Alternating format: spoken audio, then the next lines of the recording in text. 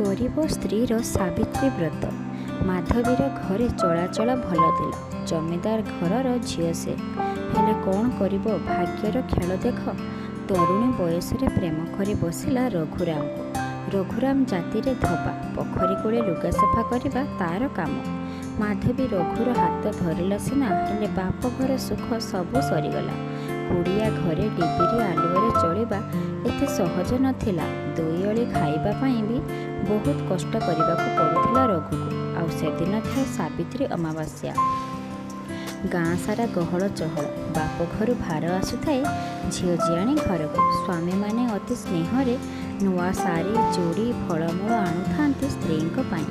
माधवी मन कथा मनरे मारी खंडे कतरा कस्ता साड़ी पिंधि घरे रही थाए। राति घड़िए समय हेब रघु घर को फेरी कौन गंडे खाइबा को मागिला माधवी को। माधवी जहाँ पखाड़ कंसे आ पियाज गोटे आनिकी देला। रघु पचारिला तू खाइचु माधवी। किछि समय चुप रही कहला आज सावित्री व्रत मु व्रत करिछि। रघु माधवीर कथा शुणी अबाक होइगला। कहला आलो पागिली आम पाखर एते पैसा काहे जे फलमूल आनी ए उपास बारव्रत करिबा। ए सबु बारव्रत बड़ लोक मानकर। माधवी आखिर लुह को संभाली पारिलानी।